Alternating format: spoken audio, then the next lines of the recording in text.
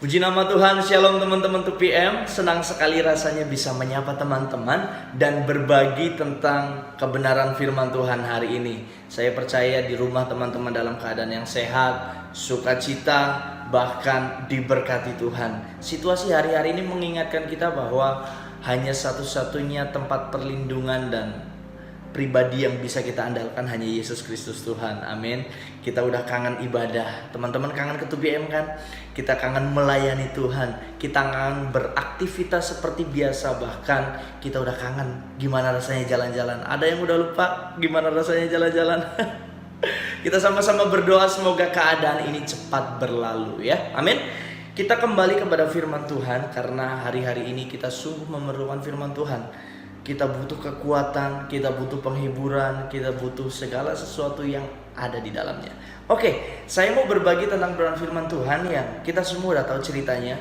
Bahkan teman-teman yang udah sering baca Alkitab ratusan kali dengar cerita ini. Dari sekolah minggu pun kita udah dengar cerita ini. Saya hanya ingatkan teman-teman, dari Yohanes yang ke-6, perikopnya berjudul Yesus memberi makan 5.000 orang. Saya ingatkan teman-teman bahwa di cerita ini Yesus dan murid-muridnya berhadapan langsung dengan orang-orang yang kelaparan. Tahu kan teman-teman bahwa berhadapan dengan orang yang kelaparan gak semudah yang dibayangkan. Bisa jadi gampang marah, gampang emosi, salah ngomong, salah bertindak, bisa berabe, bisa bahaya. Tapi saya bersyukur cerita di Alkitab mempertemukan semua orang yang membutuhkan pertolongan dengan satu pribadi yang sanggup mencukupkan. Yesus Tuhan namanya. Oleh sebab itu kita belajar ya. Ayat yang ke-8 saya akan baca buat teman-teman.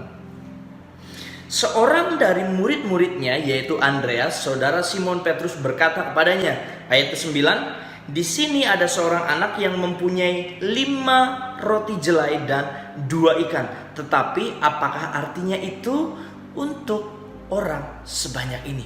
Seringkali kita seperti Andreas. Kita fokus kepada yang kurang.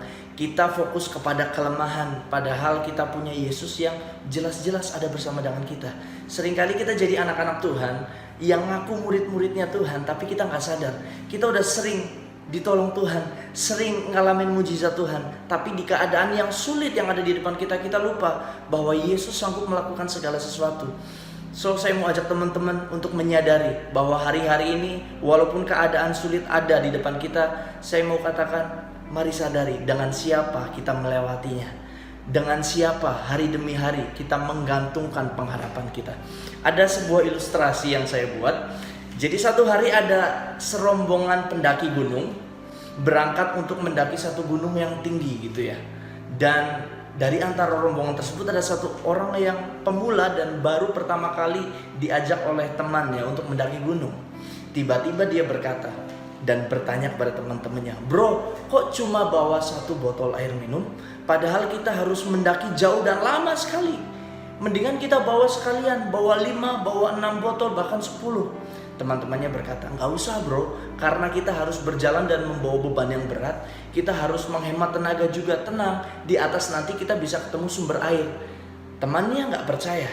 Si pemula ini akhirnya memperlengkapi dirinya dengan banyak botol minuman yang akhirnya membuat dia berat, gak bisa jalan. Sampai akhirnya dia tertatih-tatih dan diketawain sama teman-temannya. Ternyata hal ini membuat kita mengerti bahwa sebetulnya kita sanggup berjumpa dengan sumbernya. Si pendaki yang pemula ini gak tahu bahwa di atas nanti dia akan bertemu dengan sumber air. So jangan takut. Orang-orang yang sudah berpengalaman gak akan takut untuk bawa air minum yang secukupnya. Dia memusingkan dengan apa yang sebetulnya membuat dia susah. Oleh sebab itu saya mau katakan sama teman-teman, sebagai anak-anak Tuhan yang tahu bahwa kehidupan kita senantiasa dipegang kendalinya oleh Tuhan, jangan berhenti percaya. Oke? Baik, kemudian yang ayat yang ke-10 berkata, kata Yesus, suruhlah orang-orang ini duduk. Kalem banget, tenang banget, santai banget. Yesus tahu apa yang harus dia perbuat, sekalipun ia berhadapan dengan orang-orang yang membutuhkan pertolongan. Dia berkata, adapun di tempat itu banyak rumput, maka duduklah orang-orang itu, kira-kira 5.000 laki-laki banyaknya. Ayat 11, lalu Yesus mengambil roti itu, mengucap syukur dan membagi-bagikannya kepada mereka yang duduk di situ. Demikian juga dibuatnya dengan ikan-ikan itu sebanyak yang mereka kehendaki. Apa yang sedikit di hadapan Tuhan, apa yang kita miliki di hadapan Tuhan, waktu kita serahkan kepada Tuhan dengan ucapan syukur, hasilnya jelas berbeda. Seringkali kita menggantungkan apa yang kita miliki dengan kekuatan kita sendiri. Saya mau ajak teman-teman untuk datang ke hadapan Tuhan dengan apa yang kita miliki dan ucapan syukur.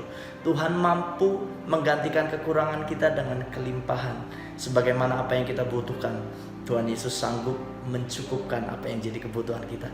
Oleh sebab itu sering-sering nyanyi, Kau tunjukkan kasih setiamu, Kau menyediakan yang ku perlu. Sekalipun keadaan hari-hari ini tidak menentu dan berat, sering-sering bersyukur, sering-sering bangun mezbah, menyembah Tuhan, mengandalkan Tuhan, satu-satunya sumber kehidupan kita.